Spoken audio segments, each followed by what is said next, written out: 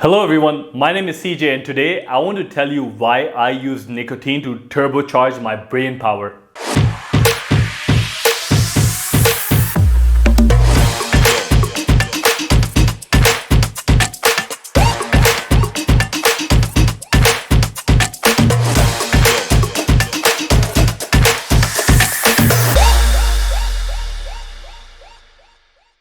But first, I wanted to ask you a question. Why do you use stimulants such as caffeine? I personally have used caffeine for many years to fuel my workouts, pull an all-nighter, and before working on a creative project. There is a strong cognitive boost after getting some caffeine into your system. However, there are many more compounds in the world that can give you a cognitive kick. And today, I would like to discuss with you a controversial compound I use to give myself a cognitive pick-me-up as well as some health benefits. Say hello to nicotine. I first discovered nootropics in the world of biohacking and nootropics. I am satisfied with the effect of caffeine, but who doesn't want a little boost, right? I learned that nicotine has the ability to increase heart rate and the speed at which we perceive sensory information, which helps us sharpen the mind. And nicotine is just as natural as caffeine.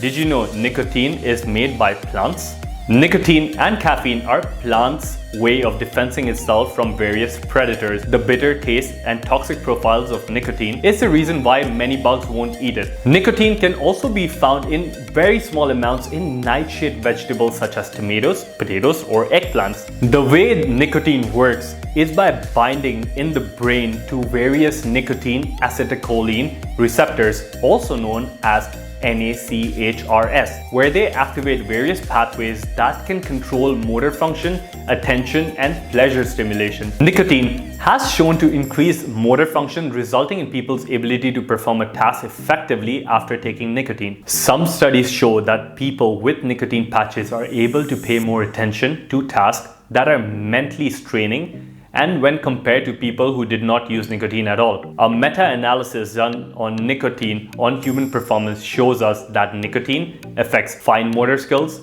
it affects orientation attention by increasing accuracy and response time. In short-term memory, it increases accuracy, and in long-term memory, it increases accuracy as well, and in working memory, it increases response time. Nicotine is able to put people in a focused state by inducing alpha brain waves, which are associated with creativity, flow, and concentration. And in one study, nicotine has shown to boost short-term memory. People who took nicotine could better recall words faster and more accurately than the ones who did not. And nicotine has also the ability to suppress appetite.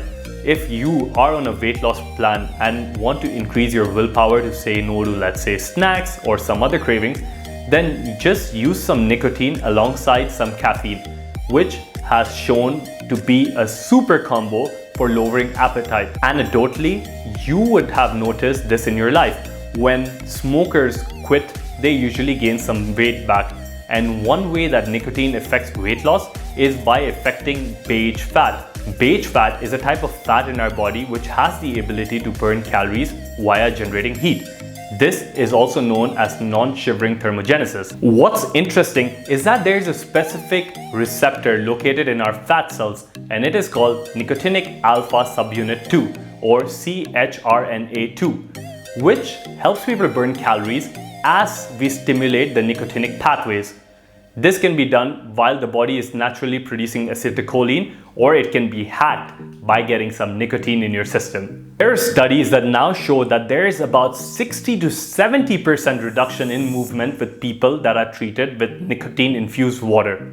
As Parkinson's progresses, the neurons which produce dopamine often start dying in the striatum region of the brain. And research as early as the 1960s showed that smokers have a lower chance of getting Parkinson's, and this could be due to its effect of nicotine. Nicotine also has the ability to alter the cortical network in the brain, which can help people suffering with depression. As the cortical networks get altered, it orientates the activity of central intrinsic networks in the brain, which can help an individual look for things more outward than inward. Do you know what do brain scans of highly depressive people show? high levels of activity in the inward looking region, and this is why people keep seeing mistakes in their past or threats in their future. And one theory on this is that the nicotine in the cigarettes help people feel better by giving their brains the energy that they require. And in one meta-analysis done in 2017 on athletes show us that nicotine helped the athletes perform better. The athletes in the studies commented that nicotine can help control weight gain, improves concentration, improves reaction time, and helps prevent dry mouth. And I myself use nicotine before playing sports or smashing a workout as it gives me better mental performance. Now that you have heard about the wonders of nicotine, let me introduce you to some of the ugly sides of nicotine.